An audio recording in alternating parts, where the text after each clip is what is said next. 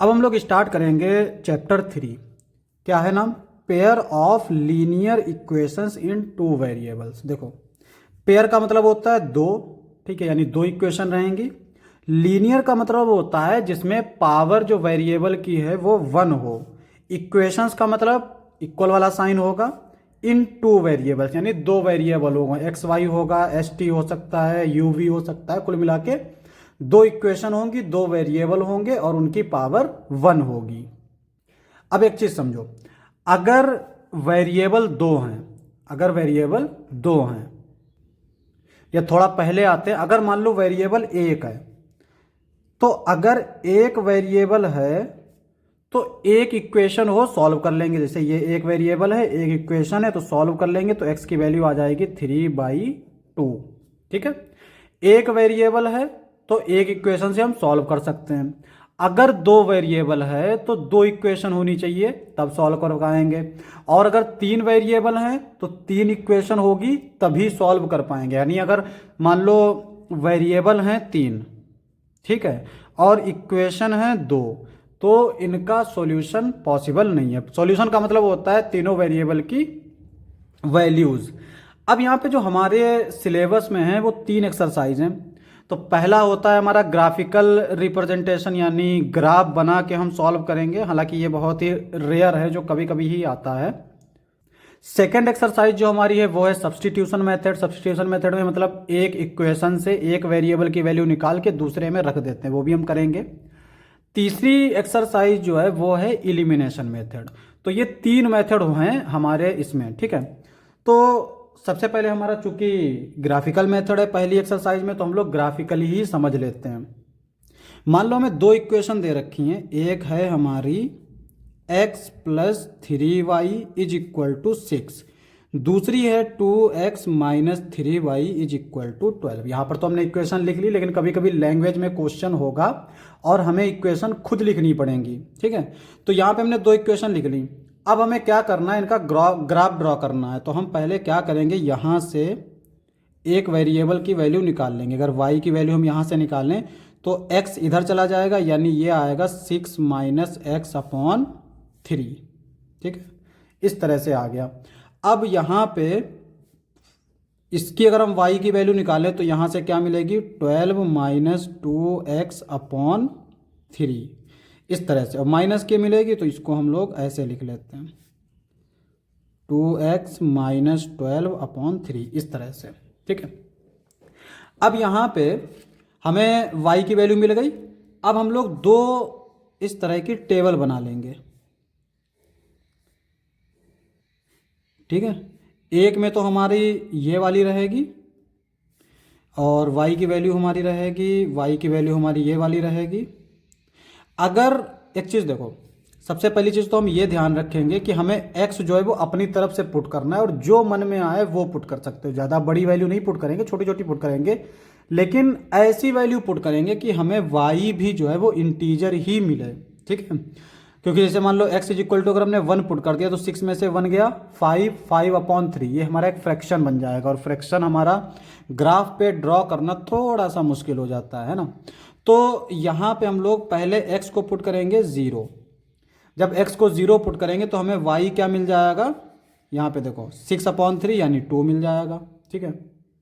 अब अगर हम लोग x जो है वो 6 पुट करते हैं तो हमें y क्या मिल जाएगा, 0। अच्छा, यहाँ से हमने एक चीज़ देखी कि अगर दो पॉइंट हमें चाहिए हैं तो एक बार x को 0 पुट कर दो, एक बार y को 0 पुट कर दो, आसान हो जाएगा। इस तरह से लिखना भी नहीं पड़ेगा। एग्जाम्पल के लिए जैसे ये वाला, अच्छा ये चुने हमने इसलिए लिख दी क्योंकि कई सारे बच्चे ये कहते हैं कि हमारे स्कूल में तो ऐसे बताया गया है ना, तो लिख इसलिए दी, लेकिन हम लोग इसको ऐसे भी कर सकते हैं। जैसे यहाँ पर देखो x, ये y, ठीक है। अब यहाँ पे अगर हम x की वैल्यू 0 पुट कर रहे हैं, पहले हम लोग x की वैल्यू 0 पुट कर रहे हैं, तो y की वैल्यू यहाँ से क्या आएगी, -3 नीचे आ जाएगा, 3 4 12, यानी -4 यह आएगा। y की वैल्यू अगर हम 0 पुट कर रहे हैं तो इसका मतलब ये टर्म 0 हो गया, तो x की वैल्यू आ जाएगी 6, है ना। ऐसे निकाल सकते हैं, लेकिन इन कंडीशन में कभी कभी ऐसा आता है ना कि फ्रैक्शन में आ जाता है, तो उस फ्रैक्शन को अवॉइड करने के लिए एक्स की वैल्यू कुछ और भी पुट कर सकते हैं, ज़रूरी नहीं कि एक बार 0 पुट करो, एक बार वाई 0 पुट करो, एक बार एक्स 0 पुट करो। तो इस तरह से हमें इस इक्वेशन के लिए ये 2 पॉइंट मिल गए, इस इक्वेशन के लिए ये 2 पॉइंट मिल गए। अब यहाँ पे इसको हम लोग ग्राफिकली भी कर सकते हैं। देखो ग्राफ पेपर करने से थोड़ी एक्यूरेसी आती है। हमारे पास ग्राफ पेपर है लेकिन थोड़ा सा ऐसा है, जो एक्चुअल ग्राफ पेपर होता है उसमें हमारी जो बीच की डिस्टेंस होती है वो 1 सेंटीमीटर की होती है। तो ये एक्चुअल ग्राफ पेपर नहीं है, बस ऐसे ही समझ लो कि कुछ है, ठीक है। तो हम जो है पहली लाइन ड्रॉ कर लेते हैं इसी पे। उससे पहले हम लोग एक्सिस बना लेते हैं। ये हम मान लेते हैं वाई एक्सिस, ठीक है। ये हम मान लेते हैं एक्स एक्सिस, ये वाई एक्सिस और ये एक्स एक्सिस। अब यहाँ पे पहली इक्वेशन के लिए देखो 0,2, यहाँ पे हम इसको साथ साथ दिखाते भी चल रहे हैं। 0,2 ये लेंगे, ये वाले पॉइंट नहीं, क्योंकि ये तो एक्स ही एक्स हैं। एक्स के सामने जो दोनों पॉइंट है वो एक्स के, वाई के सामने 2 पॉइंट है वाई हैं। तो हमारे जो पॉइंट है वो एक्चुअल में 0,2 और 6,0 है यहाँ से, और यहाँ से 0,-4 6,0 इस तरह के हैं, ठीक है। तो यहाँ पे हम लोग पॉइंट ले लेते हैं। जैसे ये है हमारा 0,0, ओरिजिन मान लेते हैं इसे। अगर एक्स एक्सिस पे देखें तो हम लोग इतने इतने के जो है वो ले लेते हैं। ये 1 मान लेते हैं, यानी 1,0 हो जाएगा। ये 2,0 हो जाएगा, ये 3,0, और इस तरह से ये हमारा हो जाएगा 4,0, ये आ जाएगा 5,0, और इसको मान लेते हैं 6,0, ठीक है। ये एक पॉइंट मिल गया। अब यहाँ पे वाई एक्सिस पे देखो मैक्सिमम हमारा कितना जा रहा है, 2 तक जा रहा है ना। तो यहाँ पे हम लोग इसको ले लेते हैं 0,1, 0,2। निगेटिव में हमारा जा रहा है 0,4 तक, तो ये आ जाएगा 0,-1, 0, अच्छा यहाँ पे लेंगे, थोड़ा सा देखे रहेंगे, ठीक है। ये है, और फिर ये आएगा हमारा 0,-1, और ये आएगा हमारा 0,-2। फिर ये आएगा 0,-3, ये आएगा 0,-4, ठीक है। एक ये पॉइंट मिल गया, ये पॉइंट मिल गया। और देखो एक्स एक्सिस पे हमारा 6,0, 6,0 यही रहेगा, तो ये है। अच्छा एक और चीज़ है, अगर हमें दोनों में सेम पॉइंट मिल जाए, जैसे ये तो इत्तेफाक हो गया है, आमतौर पे मिलता नहीं है इस तरह से, ठीक है। अगर सेम पॉइंट मिल जाए तो इसका मतलब यही सॉल्यूशन है, एक्स की वैल्यू 6 और वाई की वैल्यू 0, तो यही इसका सॉल्यूशन भी है। सॉल्यूशन क्योंकि हम यहाँ पे अभी बोले नहीं है, सॉल्यूशन वही होता है जहाँ पे हमारी लाइन इंटरसेक्ट करती हैं। तो एक लाइन जो है वो 0,-4 से इस पे जाएगी इस तरह से, ठीक है। और एक लाइन हमारी जाएगी 0,2 से 6,0, यानी इस तरह से, इस तरह से। तो ये जो लाइन है ये हमारी किस पे इंटरसेक्ट कर रही है, 0,6 पे। तो इसका मतलब इसका सॉल्यूशन क्या होगा, इसका सॉल्यूशन होगा 0,6। This implies that solution is x is equal to 6, y is equal to 0। तो यहाँ पे क्या क्या हमें करना है, एक बार रिवाइज कर लेते हैं। ग्राफिकल मेथड में जो 2 इक्वेशन दे रखी होंगी, अगर दे रखी हैं, नहीं दे रखी हैं तो पहले बनानी पड़ेंगी। तो अगर दे रखी होंगी तो उनको हमें क्या करना है, 2 टेबल बना लेनी है। एक बार x0 पुट करना है, एक बार y0 पुट करना है। सिमिलरली एक बार 0x पुट करना है, एक बार 0y पुट करना है। हमें 2 पॉइंट मिल जाएंगे और उन दोनों पॉइंट्स को हम ग्राफ पे ड्रॉ कर लेंगे, ठीक है। ग्राफ पे नहीं ड्रॉ कर सकते तो ऐसे ही जो है ड्रॉ कर लेंगे। उसके बाद में हम उसको देखेंगे कि किस पॉइंट पर वो दोनों लाइनें एक दूसरे को इंटरसेक्ट कर रही हैं, तो वही हमारा सॉल्यूशन हो जाएगा, ठीक है। ये तो हो गई चीज़ें। अब आते हैं हम लोग पेयर ऑफ लाइंस के, उनके सॉल्यूशन एग्जिस्ट करेंगे या नहीं करेंगे। देखो यहाँ पे हम लोग इसमें बुक का सहारा ले लेते हैं थोड़ा सा। तो ये हमारी बुक है और यहाँ पे देखो पेयर ऑफ लाइंस, मान लो 2 लाइन है, 2 लाइन है माने एक पेयर है पूरा, ठीक है। तो क्या करना है, इसमें जो स्टैंडर्ड फॉर्म होती है इक्वेशन की, जो हमारी स्टैंडर्ड फॉर्म होती है वो क्या होती है, a1x b1x y plus c1 is equal to 0। Standard form. a1 b1 c1 हमने ले लिया क्योंकि हम दूसरी इक्वेशन भी लिखेंगे, वैसे ax plus B Y plus C भी होती है, ठीक है। a2x b2y प्लस c2, ये हमारी दूसरी हो गई। तो यहाँ पे बात जो चल रही है वो चल रही है कि सुनो, exactly one solution. Exactly one solution का मतलब ये हुआ कि वो लाइन जो है वो इंटरसेक्ट कर रही है। इंटरसेक्ट का मतलब ये हुआ कि एक ही पॉइंट आएगा और जो पॉइंट आएगा वही हमारा सॉल्यूशन होगा। तो यहाँ पे हमने एग्जांपल देख लिया, इसके अलावा हमारा जो टेबल है, ठीक है, यही है। तो यहाँ पे हमें इक्वेशन दे रखी है और हमें क्या करना है, a1 अपॉन a2 निकालना है, v1 अपॉन b2 निकालना है, c1 अपॉन c2 निकालना है। तो यहाँ पे हमने a1 अपॉन a2 निकाल लिया, a1 है 1, a2 है 3, तो 1 अपॉन 3, b1 है -2 और b2 है 4, तो -2 अपॉन 4, c है हमारा 0 क्योंकि इसमें कांस्टेंट टर्म नहीं है, तो 0 अपॉन -20। कंपेयर करना है। कंपेयर क्या करना है कि अगर ये दोनों रेशियो इक्वल नहीं है तो इसका मतलब इंटरसेक्ट करेगी लाइन, और इंटरसेक्ट करेगी तो एग्जैक्टली वन सॉल्यूशन, इसको हम बोलते हैं यूनिक सॉल्यूशन। दूसरा, अगर यहाँ पे देखो लाइन हमारी अगर इस तरह से है, इनको कंपेयर किया, कंपेयर करने के बाद अगर हमने देखा कि ये तीनों इक्वल हैं, तीनों इक्वल है तो मतलब ये लाइनें कोइंसाइड कर रही हैं। कोइंसाइड का मतलब क्या होता है, माने एक दूसरे के ऊपर है। अच्छा, उसका भी रीजन सुनो। जैसे देखो यहाँ पे 2x प्लस 3y माइनस 9 है, अगर यहाँ पे हम लोग इस इक्वेशन में 2 से मल्टीप्लाई करते हैं तो ये क्या हो जाएगा 4x, देखो ये क्या हो जाएगा 6y, देखो ये क्या हो जाएगा -18, देखो, है ना। तो एक जैसी इक्वेशन हो गई। तो कुल मिला के ये हमारी एक ही इक्वेशन दे रखी है, बस इसमें कांस्टेंट से मल्टीप्लाई कर दिया, ठीक है। तो इस तरह की अगर लाइन होगी तो वो कॉन्साइड लाइन कही जाएंगे और उनके इनफाइनाइट सॉल्यूशन होंगे। इनफाइनाइट सॉल्यूशन क्यों होंगे, यूनिक लाइन तो समझ, यूनिक सॉल्यूशन तो समझ में आता है कि अगर जो है x और y के एक एक वैल्यू आ गई तो हमारे यूनिक सॉल्यूशन है।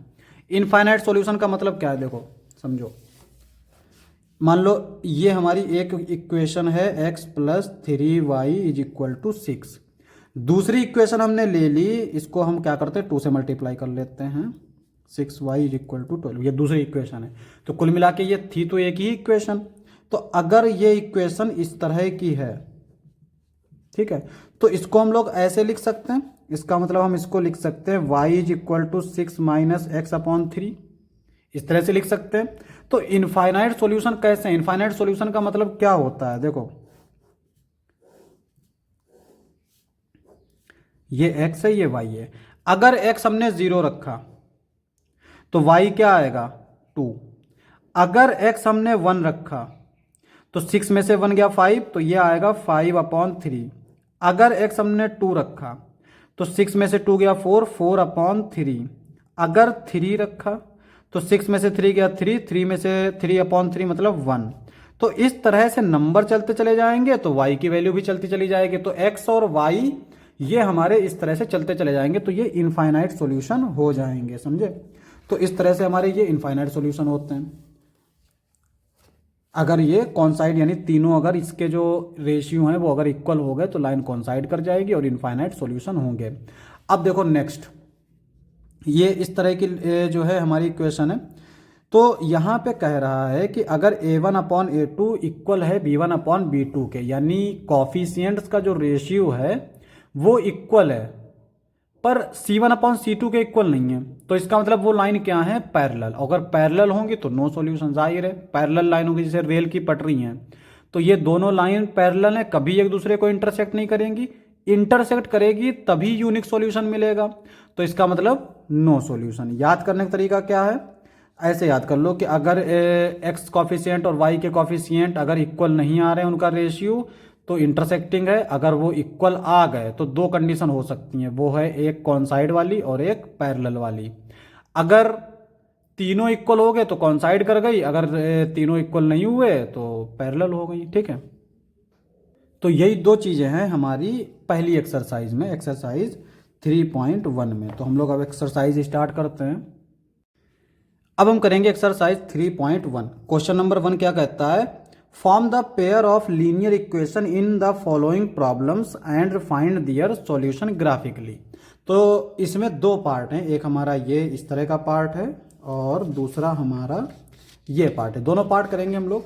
तो पहला पार्ट कहता है कि 10 student of class 10th took part in a mathematics quiz. तो क्लास 10th के 10 स्टूडेंट्स ने एक मैथमेटिक क्विज में पार्टिसिपेट किया। If the number of girls is 4 more than the number of boys, यानी नंबर ऑफ गर्ल्स जो लड़कियां हैं वो बॉयज से 4 ज्यादा हैं। Find the number of boys and girls who took part in quiz. तो इसमें हमें क्या करना है कि पहले तो दो मतलब इक्वेशन बनानी है, पेयर बनाना है दोनों इक्वेशन का, फिर उनको हमें ग्राफिकली सॉल्व करना है। तो देखो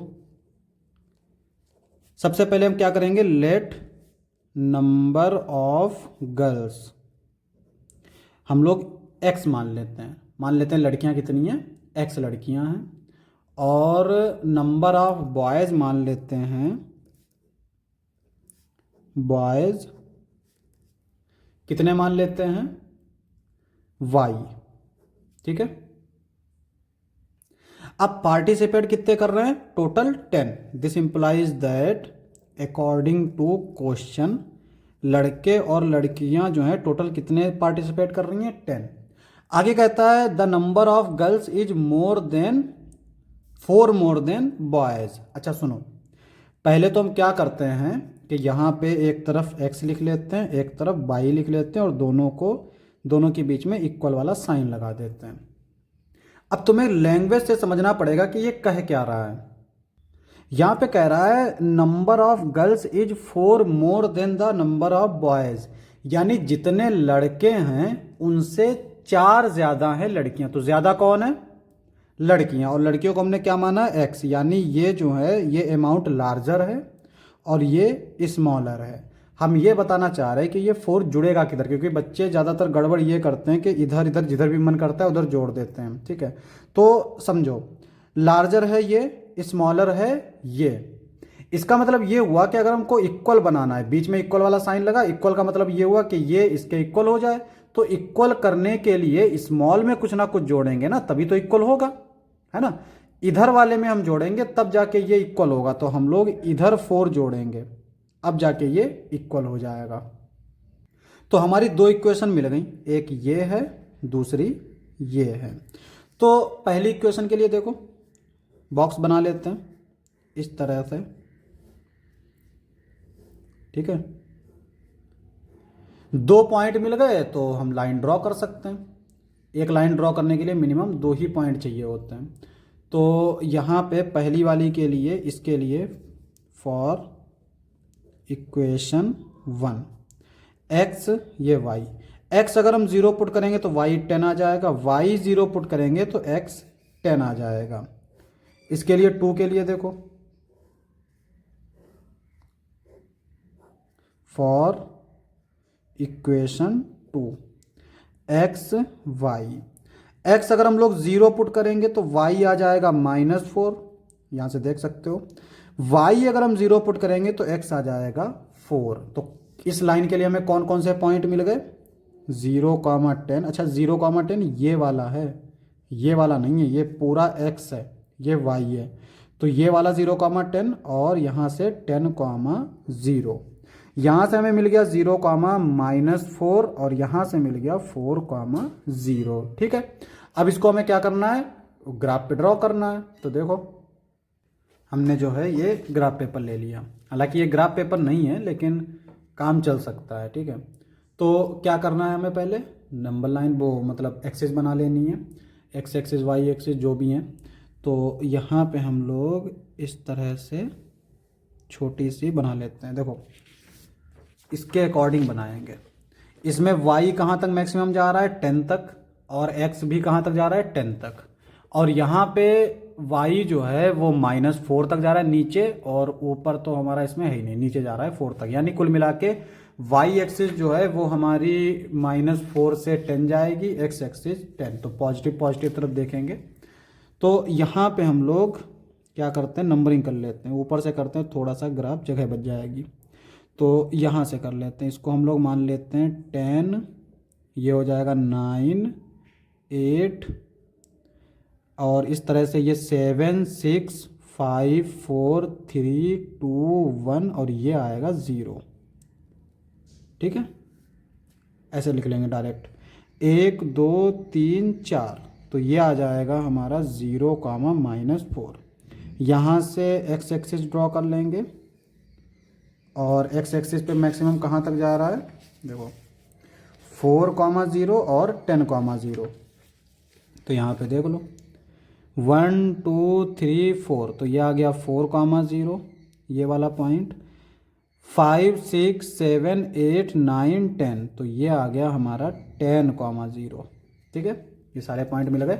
अब हमें क्या करना है, लंबा लाइन ड्रॉ करनी है। तो पहली जो लाइन ड्रॉ होगी वो हमारी 0,10 10,0 से। तो 0,10 0,10 कहाँ है, ये है हमारा 0,10 और 10,0 यानी इन दोनों के बीच में ड्रॉ होगी। तो ड्रॉ कर लेते हैं, थोड़ी रफ लाइन रहेगी इस तरह से। ठीक है, स्केल होती तो अच्छे से हो जाता, ये रहेगी। उसके अलावा हमारी 4,0 -4 यानी ये रहेगी। तो ये हमारी कुछ ऐसे करते हुए चली जाएगी।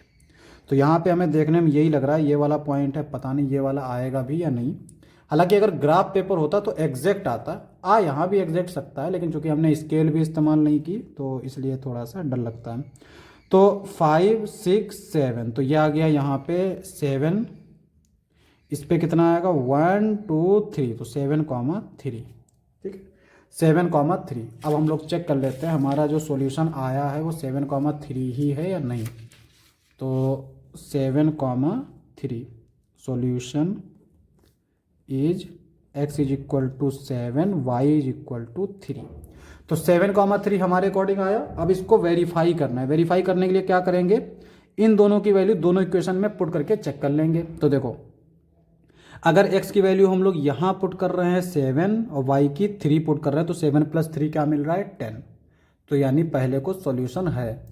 दूसरे का चेक कर लो, x की वैल्यू हमारी क्या है 7 और y की वैल्यू 3। तो इधर अगर हम 3 पुट करेंगे तो 3 + 4 7 तो 7 इज इक्वल टू 7। इसका मतलब ये हुआ यही हमारा सॉल्यूशन हो जाएगा। तो पहले का तो सॉल्यूशन हमें मिल गया। अब हम लोग देखते हैं सेकंड वाला पार्ट। तो सेकंड वाला पार्ट पहले तो हमें इसको जो है इक्वेशन बनानी पड़ेगी, उसके बाद में हमें उसे सॉल्व भी करना है ग्राफिकली। हालांकि ग्राफिकली मेथड बहुत रेयर होता है जो आए। क्या कह रहा है कि 5 pencils and 7 pens together ₹50 where as 7 pencil and 5 pens together cost 46। Find the cost of 1 pencil and that of 1 pen. तो यहाँ पे कह रहा है कि एक दुकान से हमने 5 पेंसिल और 7 पेन अगर ये खरीदे तो हमें रुपए देने पड़े 50, और अगर 7 पेंसिल और 5 पेन खरीदे तो पैसे देने पड़े 46। तो हम लोग क्या किस चीज़ की बात कर रहे हैं, बेसिकली पेंसिल की और पेन की कॉस्ट की। यानी एक पेन कितने का होगा तभी तो हमें पता चलेगा। तो यहाँ पे हम लोग क्या करते हैं, यहाँ पे हम लोग मान लेते हैं let the cost of pencil. Pencil की कॉस्ट को हम x मान लेते हैं, यहाँ पे 1 भी लिख देते हैं। 1 पेंसिल, एक पेंसिल की बात कर रहे हैं, ठीक है। And the cost of 1 pen, इसको हम लोग मान लेते हैं y। तो अकॉर्डिंग टू क्वेश्चन क्या कहता है 5 पेंसिल, तो 5 और एक पेंसिल की कॉस्ट कितनी है x, तो ये 5x हो गया। 7 पेन तो 7y, तो कितना आ जाएगा टोटल 50 रुपीज़। ये समझ में आया। मतलब ये हुआ कि एक पेंसिल की कॉस्ट x रुपए है, x रुपए है। अगर मान लो ऐसे ही थोड़ा सा समझाने के लिए बोल रहा हूँ, ज़रूरी नहीं कि x और y की एग्जैक्ट वही वैल्यू। मान लो एक पेंसिल जो है वो 2 रुपए की है, एक पेन जो है वो 5 रुपए का है, ठीक है। तो 2 रुपए की पेंसिल 5 खरीदोगे 10 रुपए की हो जाएंगी पेंसिल, ठीक है। और 7 पेन खरीदोगे 5 रुपए के, तो 7 × 5 = 35, 35 × 10 = 45, तो टोटल हमारा 45 बन जाएगा। इस तरह का ये जो है इक्वेशन बनती है। एंड इसके अकॉर्डिंग अगर देखेंगे तो ये आएगा हमारा 7x + 5y = 46। 2 इक्वेशन मिल गई, तो हमें 2 बॉक्स बनाने पड़ेंगे। इस तरह से। अच्छा, हम लोग जो है किस चीज़ को अवॉइड करेंगे, फ्रैक्शन को। एक्स और वाई की वैल्यू ज़ीरो रखने पर अगर हमें फ्रैक्शन मिल रहा है तो हम कोई दूसरी वैल्यू रखेंगे, ठीक है। तो देखो यहाँ पे अगर हम x की वैल्यू ज़ीरो रख रहे हैं तो y आएगा हमारा 50/7। क्या आएगा, 50/7। तो 50/7 तो हमारा फ्रैक्शन है, तो हमारे लिए तो मुसीबत आ जाएगी। तो यहाँ पे x की वैल्यू हम लोग कैसे रखेंगे, क्योंकि यहाँ पे देखो 7 तो हमारा डिवाइड में ही जाएगा, तो इसका मतलब ये हुआ कि ऐसी वैल्यू रखें कि 7 के टेबल में आए। दूसरी चीज़ यहाँ पे 5 है, तो ऐसी वैल्यू भी हो जो 5 के टेबल में भी हो। तो वो कौन सी आएगी, 7×5 = 35, 35 ही होगा। इसका मतलब x की वैल्यू हम क्या रखें कि 50 में से माइनस करते तो 35 आए। इतनी कैलकुलेशन करने की ज़रूरत नहीं है, हालांकि पेपर में आ जाए तो ज़ीरो रख के भी काम चल जाएगा। बस फ्रैक्शन जो है मैं अवॉइड करना चाह रहा हूँ ताकि ग्राफ पे हम अच्छे से समझा सकें, ठीक है। हम लोग जब अगर एग्ज़ाम में आएगा तो अगर ग्राफ नहीं मिलेगा तो हम लोग इस पर रफली बनाएंगे, और क्रॉस चेक करने के लिए इनको हम लोग एलिमिनेशन या सब्स्टिट्यूशन मेथड से सॉल्व कर लेंगे। उसके बाद में हम लोग चेक कर लेंगे इस तरह से, ठीक है। एक्स की वैल्यू हम लोग रख रहे हैं 3, क्योंकि यहाँ पे हम, मेरा देखो ऐसा है, मैं टीचर हूँ, तुम स्टूडेंट हो। तुम्हारे लिए हो सकता है कि चीज़ें नई हों, और मेरे लिए हो सकता है कि मैंने बहुत बार प्रैक्टिस की हो, मुझे पता हो सकता है मैं पहले से प्रिपरेशन करके बैठा हूँ। तो ये मत सोचो कि यार सर से हो गया, मुझसे नहीं हो रहा है, क्या नंबर रखें, इस तरह का।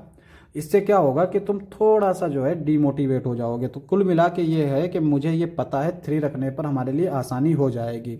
5×3 = 15, 15 उधर जाएगा, 50 में से 15 जाएगा तो बचेगा 35, और 7 से डिवाइड करेंगे तो 7×5 = 35, ये आ जाएगा हमारा, ठीक है। लेकिन y अगर हम 0 पुट कर रहे हैं तब तो हमें कोई दिक्कत नहीं, क्योंकि 550 जो है 5 से डिवाइड हो रहा है, तो ये आ जाएगा 10। अब इधर देखो, अब यहाँ पे क्या आएगा, ये हमारा x है, ये y है, तो x की वैल्यू हम लोग रखेंगे 3, ठीक है। 3 क्यों रखेंगे, 7×3 = 21, 46 में से 21 जाएगा तो 25 बचेगा, ठीक है।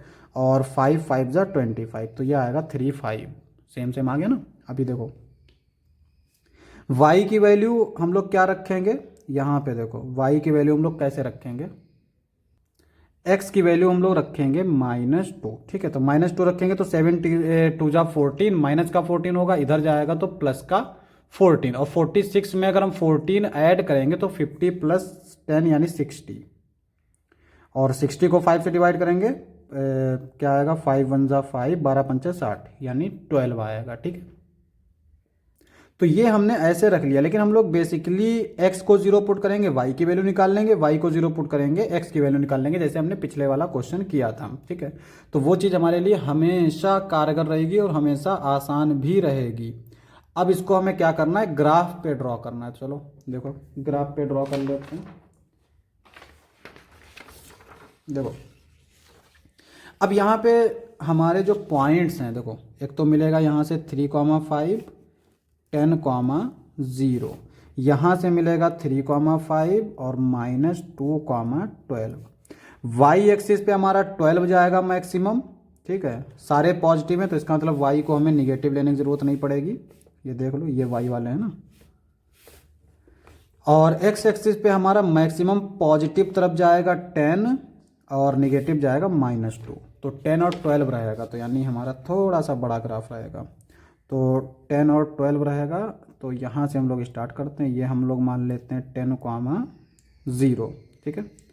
तो 10, 9, 8, 7, 6, 5, 4, 3, 2, 1, 0, ये हमने मान लिया, ये है ओरिजिन 0,0, ठीक है। ये तो एक तो हमारी ये एक्सिस हो गई इस तरह से, और इधर हम लोग वाई एक्सिस ले लेंगे इस तरह से, ठीक है। वाई एक्सिस पे हमारा सब पॉजिटिव ही है, 12 तक जाएगा। देखो तो यहाँ पे 1, 2, 3, 4, 5, 6, 7, 8, 9, 10, 11, 12, ये आएगा हमारा 0,12 इस तरह से। और कौन से पॉइंट है हमारे पास, 3,5, तो 3, कॉमा 5, 3 कॉमा 5 तो हमारा कहीं इधर बीच में आएगा, 1 2 3, ये हो गया 3 और 5 इस पे देखेंगे एक्स एक्सिस पे, 1 2 3 4 5, तो ये हो गया 5, तो 3 हमारा ये आएगा और 5 ये, तो ये हो गया हमारा 3 कॉमा 5। ठीक है, और कौन सा पॉइंट है, 10 कॉमा 0 हो गया, 10 कॉमा 0 ये हो गया, और है 3 कॉमा 5, 3 कॉमा 5 तो हमारा ये है ही है। दूसरा है -2 कॉमा 12, तो -2 कॉमा 12, तो -2 कॉमा 12 कहाँ से आएगा, तो -2 तो हमारा इधर रहेगा, तो ये 1 और 2 और 12 हमारा यहाँ पे है, तो इससे हम लोग 2 इधर चलेंगे, ये आएगा -2 कॉमा 12। तो कौन कौन से पॉइंट हैं, 3 कॉमा 5 10 कॉमा 0, तो 3 कॉमा 5 10 कॉमा 0, एक तो हमारी ये लाइन मिल गई इन 2 पॉइंट से, तो देखो क्या आएगी इस तरह से। ठीक है, एक लाइन हमारी रहेगी इस पॉइंट और इस पॉइंट से, तो ये हमारी मान लो कुछ इस तरह से आएगी। ठीक, इस तरह से, तो इस पॉइंट पे ये दोनों लाइन इंटरसेक्ट कर रही हैं, तो सॉल्यूशन हमारे क्या आ जाएंगे। अब एक और चीज़ है, सॉल्यूशन ऐसे भी देख सकते हैं कि ये हमारे कॉमन पॉइंट मिल रहे हैं, इसका मतलब यही सॉल्यूशन होगा।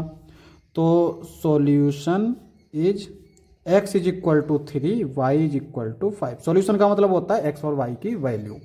तो ये हमारा इस तरह से हम लोग कर सकते हैं। अब हम करेंगे क्वेश्चन नंबर 2। सिंपल क्वेश्चन है, छोटा सा भी है और 3 पार्ट, 3 नहीं कितने पार्ट है, हाँ 3 पार्ट हैं। तो यहाँ पे देखो क्या कह रहा है, on comparing the ratios A1/A2, B1/B2, C1/C2। तो इन रेशियोज को कंपेयर करना है, इसमें A1 ये है, B1 ये है, C1 ये है, A2 B2 C2। ठीक है, find out whether the line representing the following pairs of linear equations intersecting at a point. हमें क्या देखना है कि ये किसी पॉइंट पर इंटरसेक्ट कर रही हैं, या फिर ये लाइंस पैरेलल हैं, या फिर कॉन्सिडेंट है, यानी कॉन्सिडेंट मतलब एक दूसरे को कॉन्साइड कर रही हैं।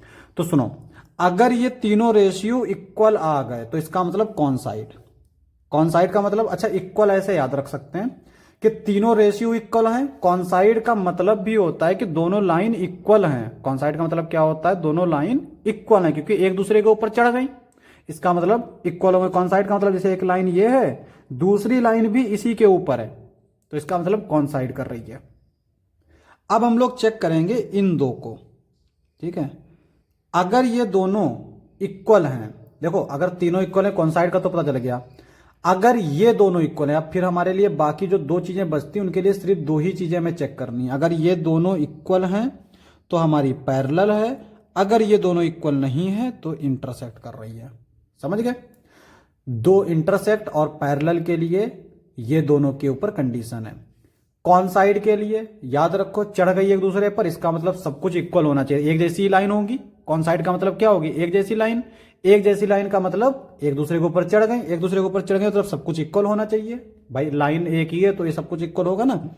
तो यहां पे हमारा रेशियो अगर हम चेक करें, A1/A2 क्या आएगा, 5/7, B1/B2 क्या आएगा, -4/6, सिंप्लीफाई कर लेंगे तो -2/3, C1/C2 ये क्या आएगा हमारा 8/-9।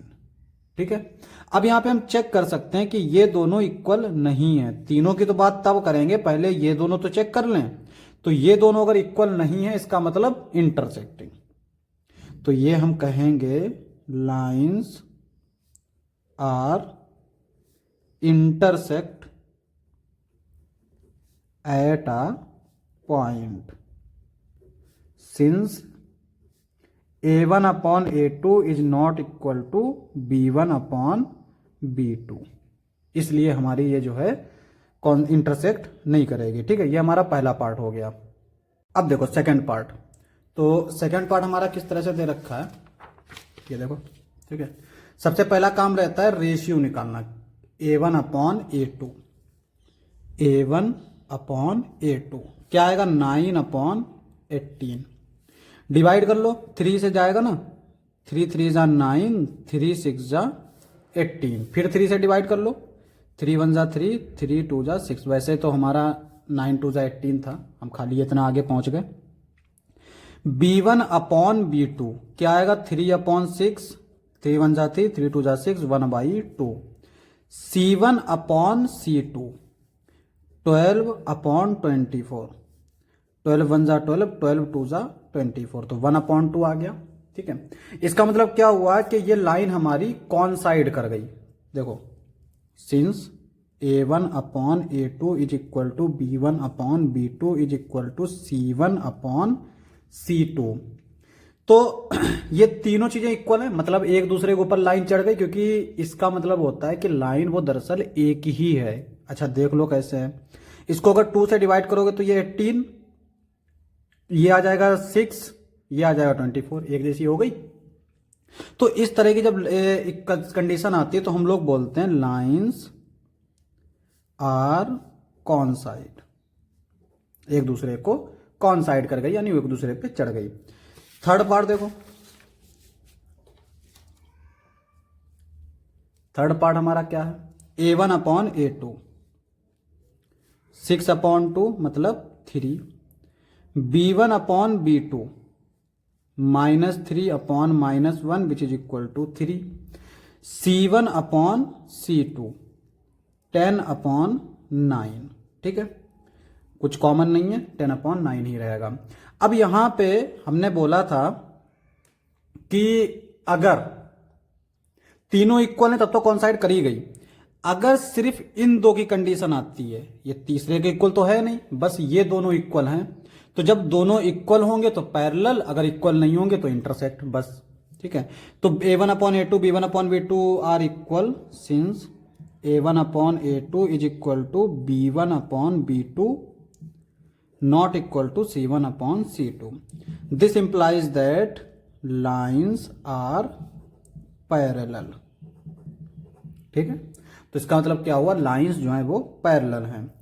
अब हम लोग 3 पार्ट हो गए, अब हम लोग थर्ड क्वेश्चन करेंगे। ठीक है, क्वेश्चन नंबर 3 कहता है on comparing the ratios A1/A2 B1/B2 C1/C2 find out whether the following pairs of linear equation are consistent और इनकंसिस्टेंट।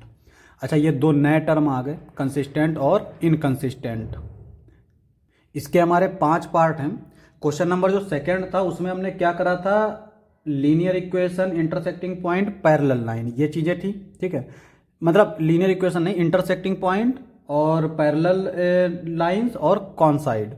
यहां पे कंसिस्टेंट और इनकंसिस्टेंट। अब सुनो, अगर लाइंस आर पैरेलल, अगर पैरेलल है तो हमारी इनकंसिस्टेंट होगी, बस इतना याद रखो, और बाकी दोनों कंडीशन पे कंसिस्टेंट। मतलब ये हुआ कि अगर A1/A2 B1/B2 ये इक्वल हो पर C1/C2 के इक्वल ना हो तो हमारी इनकंसिस्टेंट। ठीक है, तो पहले वाले पार्ट से स्टार्ट करते हैं। A1/A2 3/2, ठीक है, B1/B2 2/-3, ये दोनों इक्वल हैं, नहीं है। A1/A2 नहीं इक्वल है B1/B2 के, इसका मतलब क्या हुआ, इंटरसेक्टिंग लाइंस। तो ये लाइन इंटरसेक्ट कर रही हैं, इस कंडीशन में नहीं आ रही, इसका मतलब कंसिस्टेंट। ठीक है, सेकंड वाला पार्ट देखो, सेकंड वाला पार्ट हमारा क्या दे रखा है, इस तरह से। तो क्या करना है, A1/A2 क्या आएगा, 2/4 मतलब 1/2। ठीक है, और B1/B2 -3/-6 1/2, ये आ गया। C1/C2 का मतलब क्या हुआ, 8/9। तीनों इक्वल हो गई तो कौन साइड, अगर तीनों इक्वल नहीं है तो सिर्फ इन दो को चेक करेंगे। तो यहां पे ये दोनों इक्वल हैं लेकिन इसके इक्वल नहीं है, इसका मतलब क्या हुआ, पैरेलल लाइंस।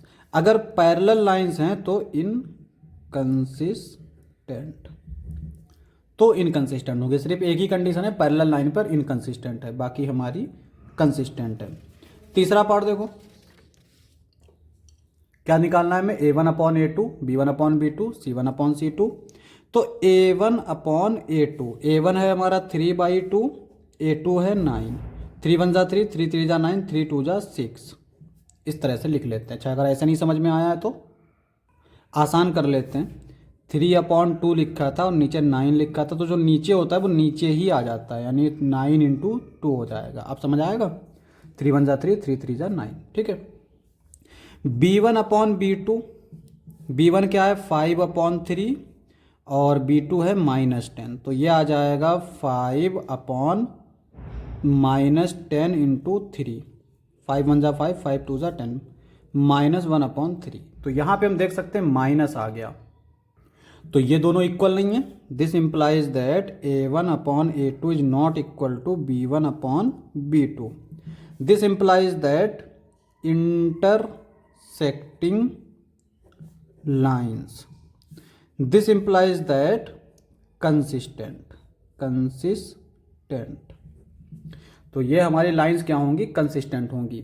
फोर्थ वाला पार्ट देखो, ये दे रखा है, तो A1/A2 निकाल लेते हैं, यानी A1/A2 5/-10 which is equal to -1/2। B1/B2, B1 है हमारा -3 और ये आएगा 6, 3 2 जा 6, -1/2। दोनों इक्वल मिल गए। अब हमें C1/C2 देखना ही पड़ेगा। तो C1/C2 क्या आएगा 11/-22। अच्छा यहाँ पे कई लोग सोचते हैं कि इसको इधर ले जाओ, इसको इधर ले जाओ। अच्छा ये याद रखेंगे C1/C2 निकालने के लिए कि अगर एक नंबर इक्वल के राइट साइड में है तो दूसरी तरफ C2 भी इक्वल के राइट साइड में हो। अगर ये लेफ्ट साइड में है तो ये भी लेफ्ट साइड में हो, ठीक है। तो हमारा ये कोई दिक्कत नहीं करेगा। -1/2 यहाँ पे हम देख सकते हैं तीनों इक्वल आ गए, तीनों इक्वल आ गए मतलब लाइंस कॉन्साइड। अगर कॉन्साइड कर रहा है तब भी हमारा कंसिस्टेंट। पैरेलल पर इनकंसिस्टेंट होगा, बाकी हमेशा कंसिस्टेंट रहेगा। फिफ्थ वाला पार्ट देखो क्या दे रखा है 4/3, यानी A1/A2 निकालेंगे तो 4/3/2, ठीक है। तो 4, ये 3 नीचे आ जाएगा, 3 × 2, 2 1 जा 2, 2 2 जा 4, तो 2/3। B1/B2, B आ जाएगा 2, B2 आ जाएगा 3, तो ये 2/3। C1/C2 ये आएगा 8/12। डिवाइड कर लो 4 से, 4 2 जा 8, 4 3 जा 12, 2/3। This implies that lines are coincide, this implies that consistent. तो इसका मतलब क्या हो गए, लाइन कंसिस्टेंट है, ठीक है। तो ये हमारे तीसरा क्वेश्चन था और ये हमारा खत्म हो गया। अब हम लोग फोर्थ क्वेश्चन करेंगे। अब हम करेंगे क्वेश्चन नंबर 4। क्या दे रखा है, which of the following pairs of linear equation are consistent, inconsistent, if consistent obtain the solution graphically. Consistent और इनकंसिस्टेंट के बारे में पता है कि अगर पैरेलल है, ठीक है, तो इनकंसिस्टेंट, बाकी दोनों कंडीशन पे कंसिस्टेंट, ठीक है। स्पेलिंग के ऊपर ध्यान नहीं देंगे। अब यहाँ पे हमसे कह रहा है कि ये दोनों इक्वेशन कंसिस्टेंट हैं या इनकंसिस्टेंट है। अगर कंसिस्टेंट है तो हमें इसका ग्राफिकल सॉल्यूशन देना है। तो यहाँ पे हम मान लेते हैं A1 क्या है 1 और A2 क्या है 2, तो 1/2 आ जाएगा। इसी तरह से B1/B2 ये क्या आएगा 1/2। C1/C2 ये क्या आएगा 5/10 विच इज इक्वल टू 1/2। अब अगर तीनों रेशियो इक्वल आते हैं तो हमारी लाइंस कौन सी होंगी, लाइंस कॉन्साइड। कॉन्साइड मतलब एक दूसरे के ऊपर आ गई। अगर एक दूसरे के ऊपर आ गए तो कंसिस्टेंट है, कंसिस्टेंट। बस ये चीज याद रखो कि पैरेलल मतलब इनकंसिस्टेंट, ठीक है। अब देखो इसको हमें ग्राफ पे भी ड्रॉ करना है, तो ग्राफ पे ड्रॉ कर लेते हैं। उसके लिए थोड़ा सा ग्राफ पेपर है हमारे पास, लेकिन उसका ग्राफ से ताल्लुक नहीं है, क्योंकि ग्राफ जो होता है उसमें हमारा जो ये गैप होता है 1 सेंटीमीटर का होता है। ये हमारा छोटा गैप है, इसलिए जो है ये ग्राफ पेपर तो खैर नहीं है, लेकिन काम चल जाएगा। देखो अब हमें इसे ड्रॉ करना है, इन दोनों लाइंस को ड्रॉ करना है। तो सबसे पहले हम लोग बॉक्स बनाएंगे, बॉक्स बना लेते हैं इस तरह से। 2 पॉइंट मिल गए तो हमें लाइन मिल जाएगी। तो तो हम क्या करेंगे, x को पहले 0 पुट करेंगे तो y आ जाएगा 5, और y को 0 पुट करेंगे तो x आ जाएगा 5। सिमिलरली इस बॉक्स के लिए x को 0 पुट करेंगे तो y आ जाएगा 5, और y 0 पुट करेंगे तो x आ जाएगा 5। अब यहाँ पर इसको हम लोग ग्राफ पे ड्रॉ कर लेते हैं। देखो यहाँ पे क्योंकि हमारा जो पॉइंट्स आ रहे हैं वो 0,5, 5,0, तो हम लोग 5 तक लेकर जाते हैं, यानी इसको हम मान लेते हैं 5, 4, 3, 2, 1, 0, 1, 2, 3, 4, 5। एक ये हो जाएगा 5,0 और ये हो जाएगा 0,5। ठीक है, अब इन दोनों पॉइंट्स को मिला दो। ठीक है, तो ये हमारी जो लाइन मिलेगी यही हमारा सॉल्यूशन होगा। तो सॉल्यूशन कितने होंगे, इनफाइनाइट सॉल्यूशन होंगे। तो कंसिस्टेंट होना इसका मतलब ये होता है कि अगर सॉल्यूशन मिल रहे हैं उसके ऊपर डिपेंड नहीं करता है कि यूनिक सॉल्यूशन मिल रहा है या फिर इनफाइनाइट सॉल्यूशन मिल रहा है। सॉल्यूशन मिलना चाहिए तो कंसिस्टेंट होगा। पैरेलल लाइन में सॉल्यूशन नहीं होता है, इसलिए इनकंसिस्टेंट होता है। अब देखो सेकंड वाला पार्ट क्या दे रखा है। यहां पे हमें दे रखा है x minus y is equal to 8, और दूसरी इक्वेशन जो दे रखी है वो दे रखी है हमारी 3x minus 3y is equal to 16। देखो a1 अपॉन a2 ये क्या आएगा हमारा 1/3। ठीक है, और b1 अपॉन b2 ये क्या आएगा हमारा -1/-3 विच इज इक्वल टू 1/3। ठीक है, सिमिलरली c1 अपॉन c2 ये क्या आएगा 8/16 विच इज इक्वल टू 1/2। ये दोनों इक्वल हैं लेकिन इसके इक्वल नहीं है। इसका मतलब क्या हुआ, पैरेलल लाइन। तो पैरेलल होगा इसका मतलब इनकंसिस्टेंट, इनकंसिस्टेंट, तो इसका मतलब इनकंसिस्टेंट होगा। नेक्स्ट देख लेते हैं पार्ट क्या दे रखा है। इस तरह से यहां पे a1/a2 निकाल लेते हैं। तो a1/a2 क्या आएगा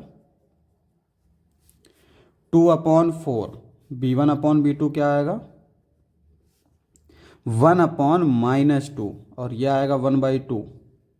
ठीक है, यह आएगा -1/2, और c1/c2। अच्छा यहाँ पे इसी चीज़ पे हम देख सकते हैं a1/a2 b1/b2 इक्वल नहीं है, इसका मतलब लाइन इंटरसेक्ट करेगी। इंटरसेक्ट करेगी तो कंसिस्टेंट होगा। तो c1/c2 क्या आएगा -6/-4 विच इज इक्वल टू 3/2। अब ये कंसिस्टेंट है क्योंकि हमारा a1/a2 b1/b2 इक्वल नहीं है। a1/a2 is not equal to b1/b2। This implies that lines are intersect. तो लाइन हमारी क्या करेंगी, इंटरसेक्ट करेंगी। This implies that consistent. तो कंसिस्टेंट हो गया। तो जब कंसिस्टेंट होगा तो ग्राफ बनेगा। तो ग्राफ बना लेते हैं इसका हम। तो सबसे पहले तो हम लोग इसका बॉक्स बनाएंगे दोनों लाइंस का। तो इसके लिए देखो क्या बॉक्स बनेगा, एक्स वाई। एक्स को अगर हम लोग 0 पुट करते हैं, मान लो एक्स को हमने 0 पुट किया तो वाई यहां से क्या आएगा 6। ठीक है, इसी तरह से अगर हम वाई 0 पुट कर रहे हैं तो एक्स आएगा 3। तो 2 पॉइंट मिल गए। एक हमें मिल गया 0,6, 3,0। ये वाले पॉइंट लिए जाते हैं। ठीक है, ये बार बार मैं बता रहा हूँ इसलिए क्योंकि कई सारे बच्चे ये वाले पॉइंट ले लेते हैं। तो यहाँ पे इसके लिए बॉक्स बना लेते हैं।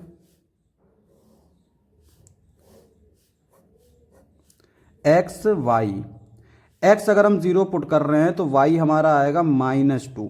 चेक कर सकते हो, यहाँ पे इसको 0 कर देंगे, ये 4 उधर जाएगा या फिर -2 एक तरफ जाएगा तो ये 2 आ जाएगा, वो भी माइनस का। y 0 पुट करेंगे तो x आ जाएगा 1।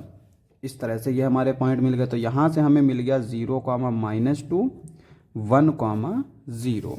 तो अब हम लोग देखो वाई एक्सिस पे मैक्सिमम 6 जाएगा पॉजिटिव और 3 जाएगा, यहाँ पे वाई एक्सिस पे निगेटिव भी जाएगा। इसका मतलब एक्स एक्सिस का निगेटिव से ताल्लुक नहीं है, तो हम लोग इसको बना लेते हैं ऐसे, काउंट कर लेते हैं। ये हम मान लेते हैं 0, -2, ये आ जाएगा -1, ये आ जाएगा 0 ओरिजिन, ये आएगा 1 2 3 4, कहाँ तक जा रहा है हमारा वाई, 6 तक, 1 2 3 4 5 6, ये आ जाएगा हमारा 0, 6। एक्स एक्सिस देखो, एक्स एक्सिस हमारा आएगा 1 2 3, 3, 0, यहाँ पे 1, 0। अब हमें देखना है कि कौन कौन से पॉइंट, इन दो पॉइंट से एक लाइन जाएगी, यानी इस पॉइंट से और इस पॉइंट से, तो इन दोनों पॉइंट्स को मिला देते हैं, ठीक है। उसके बाद में एक लाइन जाएगी इन दो पॉइंट्स को, तो इन दो पॉइंट्स को मिला देते हैं इस तरह से। तो अब जिस पॉइंट पे ये एक दूसरे को कट कर रहे हैं वही हमारा सॉल्यूशन होगा। तो ये देखो 1 2, तो ये आएगा 2, वाई एक्सिस पे 1 2, तो यह आएगा 2, 2। तो इसका मतलब क्या होगा, solution is x is equal to 2, y is equal to 2। Solution का मतलब होता है x और y की वैल्यू, तो वो हमने निकाल ली, ठीक है। अब आते हैं नेक्स्ट पार्ट पे। तो नेक्स्ट पार्ट है हमारा फोर्थ, ठीक है। तो फोर्थ पार्ट हमारा इस तरह से दे रखा है। तो यहां पे अगर हम देखें तो a1/a2 b1/b2 इक्वल आ जाएगा, देखने में भी लग रहा है लेकिन हम लोग निकाल भी लेते हैं। a1/a2 क्या आएगा 2, 4 which is equal to 1/2, b1/b2 यह आएगा -2 -4 यानी 1/2, c1/c2 -2/-5 2/5, यह आ गया। हमें क्या देखना है, देखो यहां पे हम देख सकते हैं ये दोनों इक्वल हैं पर इसके इक्वल नहीं है। इसका मतलब क्या हुआ, पैरेलल लाइन, तो ये इंप्लाई करेगा इनकंसिस्टेंट, इनकंसिस्टेंट। और अगर इनकंसिस्टेंट है तो इसका मतलब नो सॉल्यूशन, ठीक है। तो ये हमारा फोर्थ पार्ट हो गया। अब सिक्स पार्ट नहीं है इसका, नेक्स्ट क्वेश्चन है। तो नेक्स्ट क्वेश्चन है question number 5। Half the perimeter of rectangular garden whose length is 4 metre more than its width is 36 metre, find the dimension of the garden. अब क्वेश्चन को समझो क्या कहना चाह रहा है। कह रहा है कि half the perimeter of rectangular garden, देखो ये हमारा मान लो रेक्टेंगुलर गार्डन है, ठीक है। इसकी लेंथ हम मान लेते हैं ये x है और ये मान लेते हैं y। कह रहा है half the perimeter of rectangular garden, तो इसका पेरीमीटर क्या होगा, पेरीमीटर मतलब 2 टाइम्स x प्लस वाई, और इसके हाफ की बात कर रहा है p/2, whose length is 4 metre more than its width. अब समझो इसमें सबसे ज़्यादा नुकसान होता है कि 4 किधर जोड़ा जाए, दिक्कत इसमें आती है सबसे ज़्यादा। तो यहाँ पे कह रहा है कि कहाँ गया, whose length is 4 metre more than width. Length जो है वो विथ से ज़्यादा है, तो ज़्यादा कौन चीज़ है, लेंथ। लेंथ हमने x मानी है तो ये ज़्यादा है और ये स्मॉल है।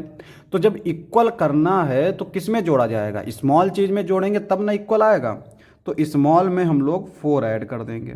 दूसरी चीज़ ये है कि इसकी कंडीशन में तो हमें पता है लेंथ जो है वो बड़ी होती है, विथ छोटी होती है, तो इसका मतलब जाहिर है कि विथ में ही 4 जुड़ेगा। लेकिन इस तरह से याद कर सकते हैं कि लेंथ अगर है तो उधर लार्ज लिख लो और इधर एस लिख लो, स्मॉल में जोड़ा जाता है, ठीक है। ऐसे थोड़ा सा ट्रिक है याद करने की।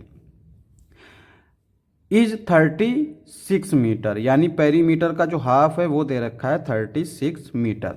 Find the dimension of the garden, तो डायमेंशन ऑफ द गार्डन का मतलब एक्स और वाई की वैल्यू फाइंड करो, लेंथ और ब्रेथ, ठीक है। तो सॉल्यूशन देखो, अब ये हमारा रफ तरीके से हम लोग बना लेते हैं समझने के लिए कि क्या क्या ये करवा रहा है हमसे क्वेश्चन। अब सुनो, यहां पे let the length of garden is equal to x and breadth BREADTH of garden is equal to y. तो ये हमने दोनों को एक्स मीटर और वाई मीटर मान लिया। गिवन क्या क्या दे रखा है, P/2 इज इक्वल टू 36, मतलब ये हुआ कि 1/2 2 times x plus y is equal to 36। This implies that x plus y is equal to 36। And और क्या दे रखा है, ये x is equal to y plus 4। ठीक है। अब चूंकि एक्सरसाइज 3.1 है, अगर हमसे एग्जाम में क्वेश्चन आता तो हम इसको सब्स्टिट्यूशन मेथड या एलिमिनेशन मेथड से भी कर सकते थे, लेकिन यहाँ पे देखो इसने मेंशन तो नहीं किया है कि ग्राफिकल मेथड से करो या सब्स्टिट्यूशन मेथड से करो। तो अगर एग्जाम में आ जाता है इस तरह सा क्वेश्चन तो हम सिंपल इन दोनों को सॉल्व करना है, चाहे जैसे सॉल्व करो। लेकिन चूंकि एक्सरसाइज 3.1 है, यहाँ पे ग्राफिकल मेथड ही हम लोग पढ़ रहे हैं, तो इसको हम लोग ग्राफिकल मेथड से ही सॉल्व कर लेते हैं। तो बॉक्स बना लेते हैं इस लाइन के लिए। x अगर हमने 0 रखा तो y 36, y 0 रखा तो x 36। सिमिलरली यहां पे अगर x 0 रखा तो y क्या आएगा हमारा -4, और अगर y 0 रखा तो x आएगा 4।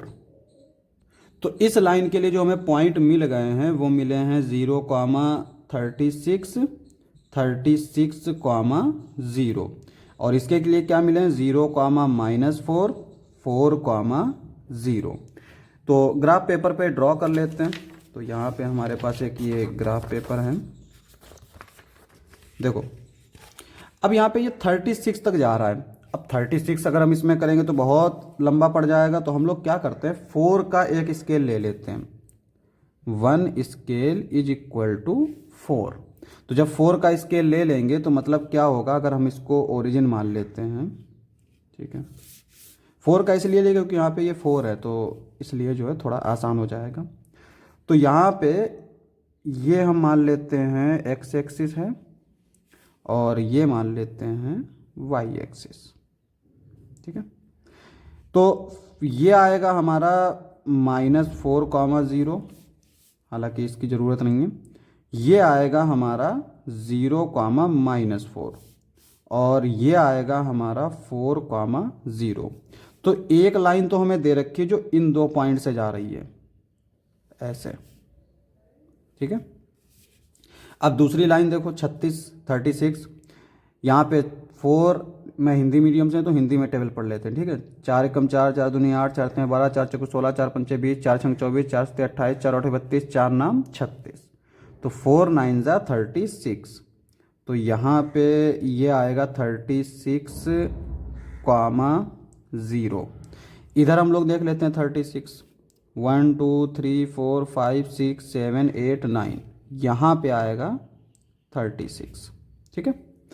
अब इन दो पॉइंट्स को मिला दो। तो जब इन दोनों पॉइंट्स को हम मिला देंगे तो ये हमारा कुछ थोड़ा सा ऐसा। ठीक है। अब यहाँ पे ये थोड़ा सा अगर स्केल से हम लोग बनाते तो एग्जैक्ट सॉल्यूशन हमें मिल जाता। तो बहरहाल हम लोग इसको वेरीफाई करने के लिए ऐसे ही सॉल्व कर लेते हैं। तो x की वैल्यू हमारी यहाँ पे क्या आएगी 16, हाँ, और y की 20। ठीक है। तो यहाँ पे उल्टा कर दिया हमने 20,16। तो जो सॉल्यूशन आएगा, solution x is equal to 20 और y इज इक्वल टू 16। तो ये हमारा इसका सॉल्यूशन आ जाएगा।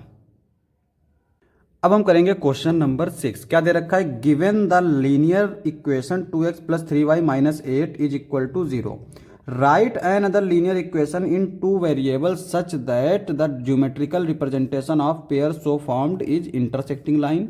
दूसरा है हमारा कॉन्सिडेंट लाइन और तीसरी है हमारी पैरेलल लाइन। ठीक है।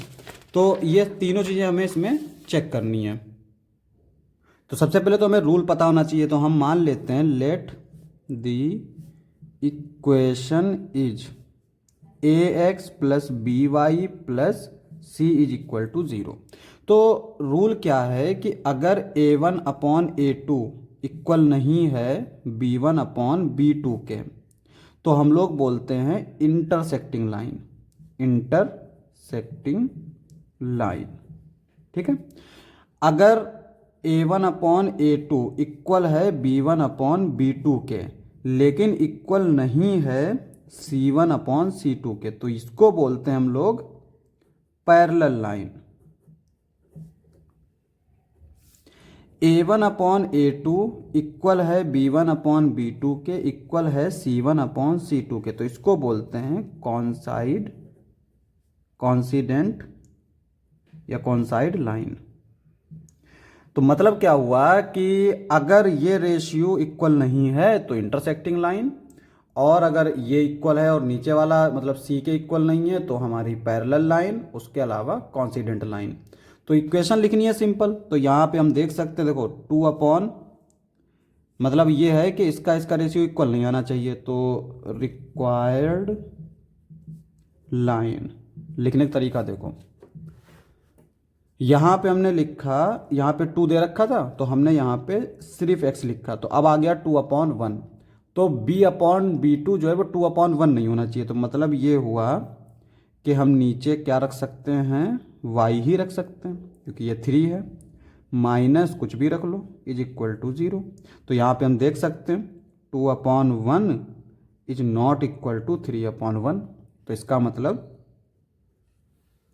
इसको अगर हम लोग 1 मान लें तो equation 1 and equation 2 are intersecting line. तो ये हमारी इंटरसेक्टिंग लाइन हो जाएंगी। अब हम लोग सेकंड वाला पार्ट देख लेते हैं। क्या कहता है कि ऐसी लाइन फाइंड करो जो पैरेलल लाइन हो। तो यहाँ पे जो हमारी लाइन दे रखी है वो क्या दे रखी है, 2x + 3y - 8। तो ये है हमारी 2x + 3y - 8 = 0। अब पैरेलल ना हो मतलब ये हुआ कि c की वैल्यू चेंज कर दो। तो यहाँ पे लिख लो कुछ भी, रिक्वायर्ड लाइन, यहाँ पे 2x + 3y + 8 कर दो, केवल माइनस प्लस कर दो। ये हमारी क्या हो गई, बोथ आर पैरेलल लाइंस। तो ये हमारी पैरेलल लाइंस हो जाएंगी। अब जो है नेक्स्ट देखो क्या दे रखा है, कॉन्सिडेंट लाइन। कॉन्सिडेंट लाइन मतलब सब कुछ इक्वल होना चाहिए। तो जो हमारी लाइन दे रखी है वो दे रखी है 2x + 3y - 8 = 0। तो रिक्वायर्ड लाइंस क्या आएगी, इसमें हम किसी कांस्टेंट से मल्टीप्लाई कर देंगे। मान लो हमने मल्टीप्लाई कर दिया 3 से, तो यह आ जाएगा 6, यह आ जाएगा 9 और ये 24 = 0। तो 1 2 equation 1 and equation 2 are coincident lines. तो ये हमारी कॉन्सिडेंट लाइंस हो जाएंगी। अब हम करेंगे क्वेश्चन नंबर 7, जो एक्सरसाइज का लास्ट क्वेश्चन भी है। क्या कहता है, draw the graphs of the equation x - y + 1 = 0 and 3x + 2y - 12 = 0। Determine the coordinates of the vertices of the triangle formed by these lines. देखो कह रहा है कि इन दो लाइन को हम ग्राफ पे ड्रॉ करेंगे और एक एक्स एक्सिस होगी, तो 3 एक्सिस मिल जाएंगी। 3 एक्सिस जब एक दूसरे को कट करती हैं तो हमें मिलता है एक ट्राइंगल, उसी की बात कर रहा है। And shade the triangular region, तो उस ट्राइंगुलर रीजन को शेड करना है और उनके वर्टेक्स फाइंड करने हैं। तो बेसिकली हमें इसमें ग्राफ की जरूरत पड़ेगी। तो सबसे पहले तो हम इनके वो लिख लेते हैं पॉइंट्स, जिन पॉइंट से ये लाइन जा रही हैं। तो गिवन लाइंस क्या क्या है, x - + 1 = 0, 3x + 2y - 12 = 0। तो पहली वाली लाइन के हम 2 पॉइंट्स निकाल लेते हैं, x y। x हम लोग अगर 0 पुट करेंगे तो y आ जाएगा -1। पहली वाली इक्वेशन की बात कर रहा हूँ, इसको 1 मान लो, इसको 2 मान लो फॉर इक्वेशन 1। y को 0 रखोगे तो x की वैल्यू आ जाएगी, अच्छा हमने यहाँ पे गलत कर दिया, ये आएगा 1। एक्स 0 रखोगे तो वाई उधर चला जाएगा, वाई इज इक्वल टू 1 आएगा। वाई 0 रखोगे तब हमारा एक्स इज इक्वल टू -1 आएगा। तो यहाँ से हमें 2 पॉइंट मिल गए, 0,1 -1,0 फॉर इक्वेशन 2।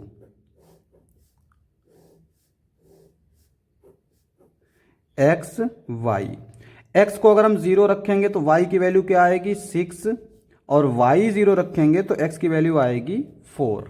तो यहाँ पे हमें 2 पॉइंट मिल गए, और वो 2 पॉइंट हैं 0,6, 4,0।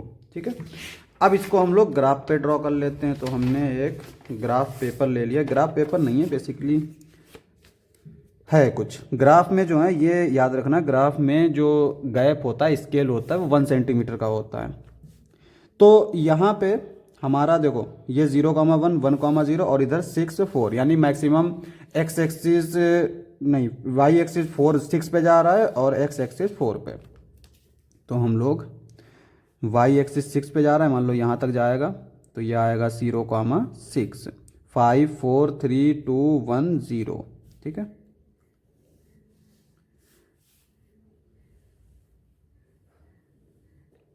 और कौन से पॉइंट दे रखे हैं, 4,0, 1, 2, 3, 4, तो ये आ गया 4,0। तो एक लाइन ड्रॉ करनी है जो इन दोनों पॉइंट से जाए, तो इन दोनों पॉइंट से जाने वाली लाइन कैसी आएगी, ठीक है, इस तरह से। दूसरी लाइन ड्रॉ करनी है 0,1, -1,0, तो -1,0 तो ये हो गया, 0,1 ये हो गया। इन 2 पॉइंट से जाने वाली लाइन देखो इस तरह से। ठीक है, तो ये है। अब एक ये पॉइंट हमें मिला जो इंटरसेक्टिंग पॉइंट है, और यहाँ पे जो ट्राइंगल मिल रहा है वो ये ट्राइंगल मिल रहा है। ठीक है, तो ये जो वर्टेक्स है वो है -1,0, ये है 4,0, और ये जो पॉइंट मिल रहा है ये क्या है, 1, 2, एक्स एक्सिस पे 2 है, 1, 2, 3, वाई एक्सिस पे 3 है, तो 2,3। तो यही हमारा आंसर है, लिख लेंगे the coordinates of vertices of triangle are, पहला क्या है, -1,0, 4,0 एंड 2,3। यही हमारा सॉल्यूशन हो गया। ठीक है।